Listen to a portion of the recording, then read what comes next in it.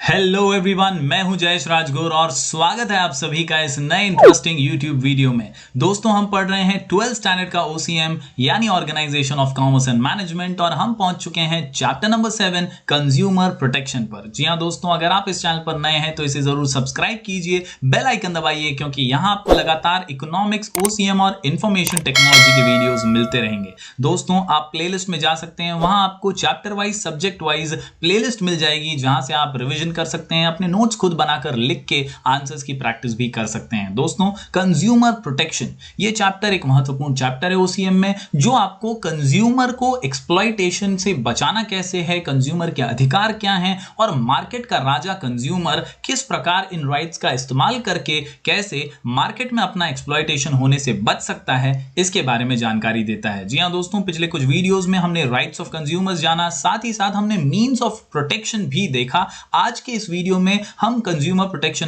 Act के बारे में बात करेंगे और जानेंगे कि क्या खास है इस एक्ट में, पहले यह एक्ट कब बना था और अब इसके अंदर क्या 3 महत्वपूर्ण चीजें डाली गई हैं। चलिए दोस्तों, छोटे से रिकैप के साथ शुरू करते हैं आज का ये वीडियो। जी हां दोस्तों, अगर इंट्रोडक्शन की बात करूं तो फिर एक बार कंज्यूमर ये किंग है मार्केट का, और याद रखिए हर इकोनॉमिक एक्टिविटी कंज्यूमर को सेटिस्फाई करने के लिए ही गढ़ी जाती है, की जाती है। Yes, consumer is the originator of an organization. The success and failure of any organization depends on the consumers. Consumers are the pillars of economic development in any country, as the entire economy revolves around them. जी हाँ दोस्तों, पूरी की पूरी जो economy है ये consumer के इर्द गिर्द ही घूमती है। हर बिजनेस ऑर्गेनाइजेशन, हर इंडस्ट्री, हर एक फर्म जो होता है कंज्यूमर को सेटिस्फाई करने के लिए ही काम करता है। Consumers are the pillars of economic development. देश की तरक्की में कंज्यूमर्स का बहुत इंपॉर्टेंट रोल होता है। और जाने अनजाने में मैं आपको बता दूं दोस्तों,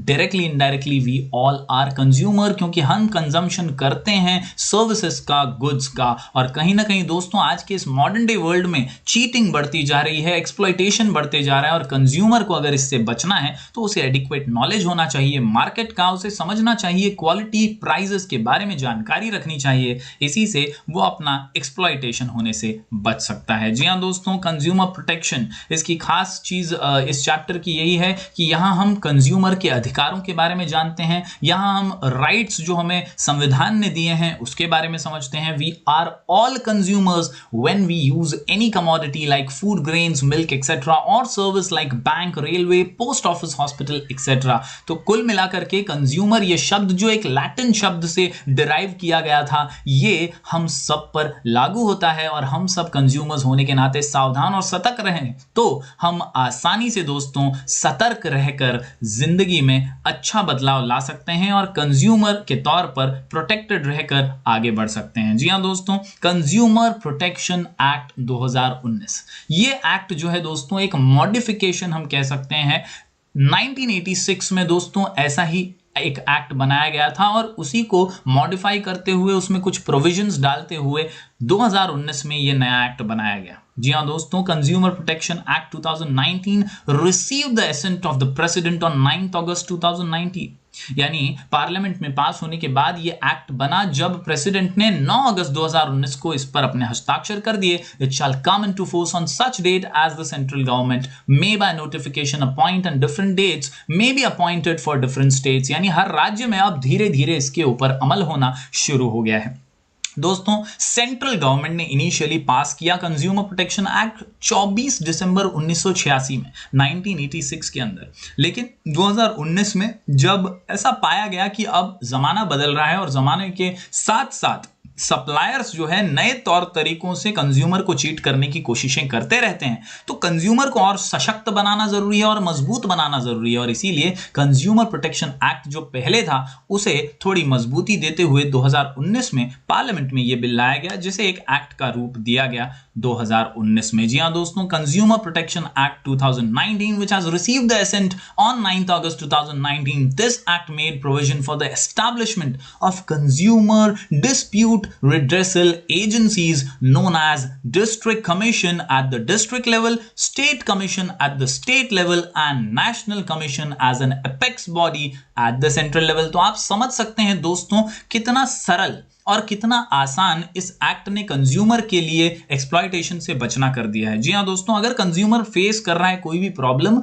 तो डिस्ट्रिक्ट लेवल पर अपने जिले में भी वो कंप्लेंट लॉन्च कर सकता है। इसके अलावा अगर उसे लगता है कि यहां पर उसकी सुनवाई ठीक से नहीं हो रही है तो वो स्टेट लेवल पर भी एक कमीशन बनाया गया है जहां पर कंप्लेंट कर सकता है। और आखिर में एक एपेक्स लेवल पर देशव्यापी एक नेशनल कमीशन का गठन किया गया जिससे कंज्यूमर प्रोटेक्शन हो सके और एक्सप्लॉयटेशन से, शोषण से कंज्यूमर को बचाया जा सके। तो इस प्रकार 2019 का ये जो कंज्यूमर प्रोटेक्शन एक्ट है ये मजबूती प्रदान करता है कंज्यूमर को और तीन इंपॉर्टेंट गठन किए गए हैं यहां पर, डिस्ट्रिक्ट कमीशन, स्टेट कमीशन और नेशनल कमीशन। जी हां दोस्तों, इन्हीं तीन के बारे में हम आज पढ़ने वाले हैं। टेक्स्ट बुक के अंदर बहुत कुछ लिखा गया है। आप अगर इन तीन चीजों को, डिस्ट्रिक्ट, स्टेट और नेशनल कमीशन को समझ जाते हैं तो आप पूरा एक हिसाब से ये कंज्यूमर प्रोटेक्शन एक्ट ही समझ जाएंगे। क्या इसके अंदर बारीकियां हैं, आज हम डिस्टिंग्विश बिटवीन और कंपैरेटिव स्टडी के जरिए इसे पढ़ने वाले हैं और काफी आसान हो जाएगा आपको आंसर्स लिखना। डिस्ट्रिक्ट कमीशन, स्टेट कमीशन और नेशनल कमीशन को जैसे ही आप समझ जाएंगे आप कंज्यूमर प्रोटेक्शन एक्ट के सभी आंसर्स को आंसर कर पाएंगे, अच्छे से बोर्ड एग्जाम में प्रेजेंट कर पाएंगे। तो चलिए दोस्तों, आज हम इन तीनों महत्वपूर्ण चीजों को समझने की कोशिश करते हैं। दोस्तों, we are going to study consumer protection act 2019 जिसके अंदर डिस्ट्रिक्ट कमीशन, स्टेट कमीशन और नेशनल कमीशन बनाए गए कंज्यूमर के प्रोटेक्शन के लिए। जी हां दोस्तों, हमारे सामने है कंपैरेटिव स्टडी जहां हम डिस्ट्रिक्ट, स्टेट और नेशनल कमीशन के कुछ point of differences, point of distinction को पढ़ के इन तीनों को बारीकी से समझेंगे। 7 पॉइंट का ये डिस्टिंग्विश बिटवीन और इन्हें आसानी से समझने के लिए, आसानी से याद रखने के लिए हमारा शॉर्ट कोड है मामा प्रेसिडेंट। जी हां दोस्तों, क्वेश्चन का नाम है distinguish between district, state and national commission. ये कंज्यूमर प्रोटेक्शन एक्ट 2019 में बनाए गए हैं और इन तीनों को आसानी से समझने के लिए हमारा शॉर्ट कोड है मामा प्रेसिडेंट, जहां एम से मीनिंग, एम से मेंबर, ए से एरिया कवर्ड, एम से मेंबरशिप टेन्योर और मॉनिटरी ज्यूरिसडिक्शन, इसके अलावा ए से अपील और पी से प्रेसिडेंट। तो इस प्रकार दोस्तों ये 7 पॉइंट्स हैं। चलिए बारीकी से हर पॉइंट पर नजर डालते हैं। जी हां दोस्तों, सबसे पहले इन तीनों का मीनिंग समझ लीजिए, क्यों इस एक्ट में ये प्रोविजन किया गया और किस तरह से ये तीन कमीशन कंज्यूमर का भला कर सकती हैं। सबसे पहले अगर डिस्ट्रिक्ट कमीशन की बात करें तो कंज्यूमर डिस्प्यूट रिड्रेसल फोरम, यानी कंज्यूमर के प्रॉब्लम्स को समझने वाला एक फोरम है, एक कमिटी है और ये जो है ये डिस्ट्रिक्ट लेवल पर है, यानी जिला लेवल पर है। आपके जिले, आपके तालुका के अंदर ये गठन किया गया है। Established by the state government, यानी राज्य सरकार जो होगी उस राज्य की, वो इस कमीशन को बनाएगी जहां पर इसमें उस डिस्ट्रिक्ट में हुए किसी भी एक्सप्लॉयटेशन की कंप्लेंट लिखी जाएगी। जी हां दोस्तों, फिर एक बार दोहरा दूं, डिस्ट्रिक्ट कमीशन एक पर्टिकुलर डिस्ट्रिक्ट के अंदर बनाया गया एक कमीशन है जो कंज्यूमर को एक्सप्लॉयटेशन से बचाएगा उस पर्टिकुलर डिस्ट्रिक्ट में। अगर बात करें स्टेट कमीशन की तो ये उसके ऊपर के लेवल का है, डिस्ट्रिक्ट के ऊपर। स्टेट लेवल ये भी राज्य सरकार ने ही गठित किया है। अगर कुछ मामले ऐसे हैं जो डिस्ट्रिक्ट कमीशन में नहीं सुलझाए जा सकते तो वो स्टेट लेवल पर, स्टेट कमीशन में आप कंप्लेंट करके उनकी सॉल्व होने की उम्मीद कर सकते हैं। अ कंसर्कर डिस्प्यूट, या हम कहें कंज्यूमर, यहां पर जरा मिस्टेक है, आप चेंज कर दीजिएगा, consumer dispute redressal forum at the state level established by the state government is known as state commission. काफी आसान है दोस्तों, डिस्ट्रिक्ट कमीशन जिला लेवल पर है, स्टेट कमीशन पूरे स्टेट को कवर करता है। बढ़ते हैं तीसरे कमीशन की ओर, नेशनल कमीशन। अब समझना काफी आसान हो जाएगा दोस्तों, इसका मीनिंग भी काफी सिंपल सा है। नेशनल कमीशन एक ऐसा कंज्यूमर डिस्प्यूट रिड्रेसल सिस्टम है जो पूरे देश को कवर करता है। It covers the entire country at national level और इसका गठन जो है ये केंद्र की सरकार करती है, सेंट्रल गवर्नमेंट करती है। तो तीनों मीनिंग्स आप समझ पा रहे होंगे।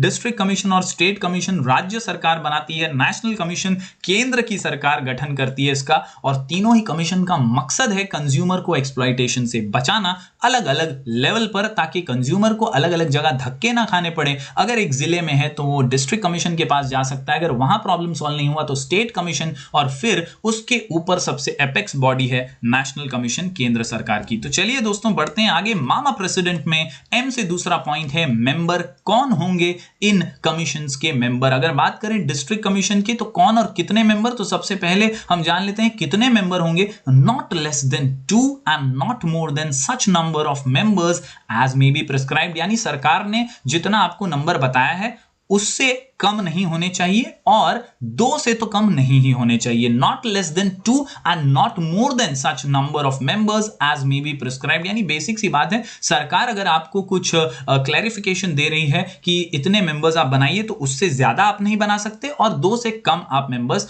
नहीं इसमें रख सकते बेंच पर, ताकि फ्री ट्रू एंड फेयर वे में जो है आसानी से डिसीजंस लिए जा सके और कंज्यूमर के प्रॉब्लम्स को सॉल्व किया जा सके। सिमिलरली आप अगर स्टेट कमीशन को देखें तो नॉट लेस देन 4 और not more then specified by the government या प्रिस्क्राइब्ड। इसके अलावा दोस्तों सेंट्रल गवर्नमेंट जो है वो यहां पर दोस्तों प्रिस्क्राइब करती है। तो केंद्र सरकार जितने मेंबर्स आपको कहेगी उससे ज्यादा आप स्टेट कमीशन में मेंबर्स नहीं अपॉइंट कर सकते। ये 4 से कम नहीं होना चाहिए। तो बहुत सिंपल है, डिस्ट्रिक्ट कमीशन में 2 से कम नहीं होने चाहिए और स्टेट कमीशन में 4 से कम नहीं होने चाहिए। इसके अलावा अगर हम बात करें नेशनल कमीशन की तो once again not less than 4 and not more than such number of members as may be prescribed. यानी केंद्र सरकार के रूल्स के हिसाब से जो मेंबर्स उन्होंने बताए हैं या रूल या एक्ट में जितने मेंबर्स हैं उससे ज्यादा भी नहीं होने चाहिए, 4 से कम नहीं होने चाहिए। तो आसान है इन्हें याद रखना, मेंबर्स डिस्ट्रिक्ट कमीशन में 2 से कम नहीं और बाकी दोनों में 4 से कम नहीं होने चाहिए। बढ़ते हैं दोस्तों आगे, एरिया कवर्ड, ये तो आप आसानी से पहले ही समझ गए हैं। डिस्ट्रिक्ट कमीशन जो है ये एक पर्टिकुलर जिले को ही कवर करता है। यानी अगर उस पर्टिकुलर जिले में एक्सप्लॉयटेशन हुआ है, किसी डिस्ट्रिक्ट में एक्सप्लॉयटेशन हुआ है, तो वहां की कंप्लेंट्स वो एड्रेस करेगा। डिस्ट्रिक्ट कमीशन का अधिकार उतना है, उसकी ज्योग्राफिकल बाउंड्री, उसका एरिया कवर्ड सिर्फ एक डिस्ट्रिक्ट ही है। इसके अलावा अगर हम बात करें स्टेट कमीशन की तो वो पूरे राज्य को कवर करेगा। अगर महाराष्ट्र की कंप्लेंट है तो महाराष्ट्र की स्टेट कमीशन में हैंडल की जाएगी। इसके अलावा नेशनल कमीशन ये पूरे कंट्री को ही एड्रेस कर पाएगा। इसकी जो ज्योग्राफिकल बाउंड्री है, इसका जो एरिया कवर्ड है वो पूरा देश है। तो उम्मीद करता हूं ये आसान सा पॉइंट आप समझ पाए होंगे। बढ़ते हैं दोस्तों आगे, अगला पॉइंट है मेंबरशिप टेन्योर। जी हां दोस्तों, महत्वपूर्ण पॉइंट है। कौन इसके मेंबर्स हैं, जो भी इसके मेंबर्स हैं उनका टेन्योर कितना है, वो कितने वर्ष तक इसके हेड या प्रेसिडेंट या मेंबर बने रह सकते हैं, इनका जो है कालावधि कितना है, वो यहां पर मेंबरशिप टेन्योर में बताया गया है। कितने वर्षों तक वो उस मेंबर में जो कमीशन है उसमें मेंबर बने रहेंगे। तो सबसे पहले डिस्ट्रिक्ट कमीशन की अगर बात करें तो members can have the membership for a term of 5 years और up to the age of 65 years। यानी 5 साल के लिए आप मेंबर रह सकते हैं, या तो 65 साल की आपकी उम्र हो जाए तो फिर भैया tata bye bye. District commission में आप 65 साल की उम्र तक या 5 साल तक ही मेंबर रह सकते हैं। इसके अलावा दोस्तों अगर बात करें स्टेट कमीशन की तो यहां पर the members have the membership for a term of 5 years फिर एक बार, और उम्र जो है 67 years तक की आपको मान्यता मिलेगी। यानी अगर आप 67 years के पहले हो जाते हैं तो भले ही आपने 3 साल काम किया है, आपको टाटा बाय बाय कह दिया जाएगा। जो भी दोनों में से पहले कंप्लीट हो जाएगा उतना ही आप मेंबर रह सकते हैं। तो यहां पर सिर्फ इतना सा फर्क है कि उम्र में थोड़ा सा चेंज है। डिस्ट्रिक्ट कमीशन में 65 था, यहां पर 67 है। बढ़ते हैं नेशनल कमीशन की ओर दोस्तों। तो the members can have the membership for a term of 5 years once again and up to the age of 67 years। और अगर बात करें इस कमीशन के प्रेसिडेंट की तो president up to 70 years whichever is earlier. यानी 5 साल का जो टर्म है वो आप देखिए तीनों के लिए कॉमन ही है। 5 साल और उम्र, ये दोनों में से जो भी पहले हो जाए उस पर आपकी मेंबरशिप का टेन्योर डिपेंड करता है। अगर नेशनल कमीशन की बात करें तो अगर आप प्रेसिडेंट हैं इस कमीशन के तो आप 70 साल की उम्र तक यहां पर प्रेसिडेंट रह सकते हैं, वरना आपको 5 साल का टेन्योर दिया गया है, वो 5 साल में आपका टाटा बाय बाय हो जाएगा। बढ़ते हैं दोस्तों आगे, मॉनिटरी ज्यूरिसडिक्शन, ये बहुत महत्वपूर्ण पॉइंट है, इसे स्टार मार्क कर लीजिएगा दोस्तों। कौन सा कमीशन कितने कंपेंसेशन तक की कंप्लेंट जो है हैंडल कर सकता है। कई बार जो हमारे कंज्यूमर होते हैं उनका शोषण होता है और वो कंपेंसेशन भी मांगते हैं, या कई बार बहुत ज्यादा अमाउंट का उनके साथ घोटाला किया जाता है या एक्सप्लॉयटेशन किया जाता है। तो ऐसे मामले जो है कौन हैंडल करेगा, इस पर बेस्ड है मॉनिटरी ज्यूरिसडिक्शन, यानी कितने पैसे तक की लिमिट जो है इन कमीशंस को दी गई है। तो सबसे पहले बात करते हैं डिस्ट्रिक्ट कमीशन की। To entertain complaints where the value of goods और services paid as consideration does not exceed to ₹1 crore। यानी 1 करोड़ के नीचे जो मामले हैं ना वही डिस्ट्रिक्ट कमीशन हैंडल करेगा। फिर अगर इससे ज्यादा भी का कोई मामला हो तो डिस्ट्रिक्ट कमीशन बोलेगा भाई आप ऊपर जाइए, हमारी औकात इतनी है, 1 करोड़ से नीचे के मामले जो हैं वही हम यहां पर हैंडल कर पाएंगे। स्टेट कमीशन की बात करें तो entertain complaints where the value of goods और services paid as consideration exceeds ₹1 crore but does not exceeds ₹10 crore, यानी 1 करोड़ से ज्यादा 10 करोड़ से कम का बजट है यहां पर स्टेट कमीशन का। और स्टेट कमीशन जो है दोस्तों वो इन्हीं कंप्लेंट्स को एंटरटेन करेगा जिनका जो कंसिडरेशन है वो 1 करोड़ से तो ज्यादा है लेकिन 10 करोड़ से कम का यहां पर कंप्लेंट है। इसके अलावा नेशनल कमीशन की बात करें तो entertain complaints where the value of goods और services paid as consideration exceeds 10 crore, यानी 10 करोड़ से ज्यादा का भी अगर कंपेंसेशन है कंसिडर करना पड़ेगा, नेशनल कमीशन को हर केस का ध्यान रखना ही पड़ेगा। तो ये था मॉनिटरी ज्यूरिसडिक्शन। दोस्तों हम पढ़ रहे हैं डिस्ट्रिक्ट, स्टेट और नेशनल कमीशन के डिस्टिंग्विश बिटवीन दोस्तों कंज्यूमर प्रोटेक्शन एक्ट 2019 के 3 इंपॉर्टेंट प्रोविजंस, जहां उन्होंने 3 इंपॉर्टेंट कमीशंस बनाए अलग अलग लेवल पर कंज्यूमर को प्रोटेक्ट करने के लिए, डिस्ट्रिक्ट कमीशन, स्टेट कमीशन और नेशनल कमीशन। हमारा शॉर्ट कोड मामा प्रेसिडेंट। बढ़ते हैं अगले पॉइंट पर, ए से अपील। कौन अपील करेगा और कहां अपील की जा सकती है? Appeal against the district commission can be made to the state commission, यानी अगर कंज्यूमर सेटिस्फाई नहीं हुआ, उसे ऐसा लगा कि यार डिस्ट्रिक्ट कमीशन में तो मेरा काम सही से नहीं हुआ, मुझे इंसाफ नहीं मिला है, तो डिस्ट्रिक्ट कमीशन के खिलाफ आगे वो बढ़ सकता है, स्टेट कमीशन में वापस से कंप्लेंट कर सकता है। जिस प्रकार दोस्तों जुडिशियल सिस्टम हमारा चलता है, सेशन कोर्ट्स है हमारी, फिर हाई कोर्ट है, फिर सुप्रीम कोर्ट है, उसी प्रकार यहां पर प्रक्रिया चलती है, प्रोसेस चलता है। डिस्ट्रिक्ट कमीशन में अगर आपको इंसाफ नहीं मिला और आप चाहते हैं कि इसके भी आगे आप बढ़ें, तो आप इसके खिलाफ, इसके फैसले के खिलाफ आगे बढ़ के कंप्लेंट कर सकते हैं और आप स्टेट कमीशन के पास जा सकते हैं। सिमिलरली अगर स्टेट कमीशन की बात करें तो appeal against the state commission can be made to the national commission. बहुत ही आसान हो गया दोस्तों अपील के अंदर पॉइंट। यहां पर डिस्ट्रिक्ट के खिलाफ आप स्टेट में जा सकते हैं और स्टेट के खिलाफ आप नेशनल में जा सकते हैं। बात करते हैं नेशनल कमीशन की, तो सबसे ऊपर तो दोस्तों हमारी सुप्रीम कोर्ट है ही, और इसीलिए अगर नेशनल कमीशन से भी हमारा जो कंज्यूमर है वो सेटिस्फाइड नहीं है उसके फैसले से, तो वो सुप्रीम कोर्ट में जा सकता है। Appeal against the national commission can be made to the supreme court. तो इस प्रकार दोस्तों मामा प्रेसिडेंट में अब बढ़ते हैं आखिरी पॉइंट की ओर, प्रेसिडेंट। तो प्रेसिडेंट ये बहुत इंपॉर्टेंट रोल प्ले करता है किसी भी कमीशन में, क्योंकि उसका निर्णय जो होता है ये बहुत मायने रखता है कंज्यूमर के एक्सप्लॉयटेशन के रिगार्ड में, और इसीलिए प्रेसिडेंट होना बहुत जरूरी है। तीनों के अंदर ही ये प्रेसिडेंट जो है ये कौन है, कितना नॉलेजेबल पर्सन है, ये मायने रखता है दोस्तों। सबसे पहले district commission, a person who is sitting और रिटायर्ड और क्वालिफाइड टू बी डिस्ट्रिक्ट जज, यानी आपके डिस्ट्रिक्ट कोर्ट में जो जज की पद पर बैठा है उस व्यक्ति की आप क्वालिफिकेशन देखकर, अगर वो जज है और बहुत ही अच्छे से वो हैंडल कर रहा है या वो रिटायर भी हो चुका है, वो पहले जज था, तो उसे आप डिस्ट्रिक्ट कमीशन का प्रेसिडेंट बना सकते हैं। वो क्वालिफाइड है डिस्ट्रिक्ट कमीशन का प्रेसिडेंट बनने के लिए। इसके अलावा स्टेट कमीशन की बात करें तो यहां पर जो प्रेसिडेंट है वो a person who is sitting और रिटायर्ड जज ऑफ अ हाई कोर्ट। अगर आप हाई कोर्ट में जज थे या अब रिटायर हो चुके हैं हाई कोर्ट के जज के पद से, या पहले थे और अभी भी हैं, तो ऐसे व्यक्ति को आप स्टेट कमीशन का जज या प्रेसिडेंट अपॉइंट कर सकते हैं। जी हां दोस्तों, अगर बात करें नेशनल कमीशन की तो अ पर्सन हु इज और हैज बीन अ जज ऑफ द सुप्रीम कोर्ट, जो सुप्रीम कोर्ट के जज रह चुके हैं या अभी भी हैं या रिटायर हो चुके हैं, तो ऐसे व्यक्ति को आप नेशनल कमीशन का जो है प्रेसिडेंट बना सकते हैं, और ये सेंट्रल गवर्नमेंट ही अपॉइंट करती है। अगर हम बात करें स्टेट कमीशन की तो वो राज्य सरकार अपॉइंट करती है, लेकिन यहां पर नेशनल कमीशन में जो अपॉइंटमेंट है वो केंद्र सरकार द्वारा किया जाता है। तो उम्मीद करता हूं दोस्तों ये आपको समझ आया होगा। आज हमने पढ़ा है कंज्यूमर प्रोटेक्शन एक्ट 2019, जिसके तहत 3 चीजें बनाई गई सरकार द्वारा, डिस्ट्रिक्ट कमीशन, स्टेट कमीशन और नेशनल कमीशन। इन तीनों का ही गठन कंज्यूमर को प्रोटेक्ट करने के लिए, एक्सप्लॉयटेशन से बचाने के लिए किया गया है, और इन्हें समझने के लिए हमारा शॉर्ट कोड मामा प्रेसिडेंट, जहां एम से मीनिंग, मेंबर, ए से एरिया कवर्ड, इसके अलावा एम से मेंबरशिप टेन्योर और एम से मॉनिटरी ज्यूरिसडिक्शन, इसके अलावा ए से अपील और प्रेसिडेंट। तो इस प्रकार आप आसानी से लिखकर अगर इसकी प्रैक्टिस करेंगे तो डिस्ट्रिक्ट कमीशन, स्टेट कमीशन और नेशनल कमीशन से रिलेटेड क्वेश्चंस आप आसानी से आंसर कर पाएंगे। तो दोस्तों बने रहिए हमारे साथ, हम मिलेंगे फिर एक बार कुछ और वीडियोस के साथ। तब तक के लिए do like, share and subscribe.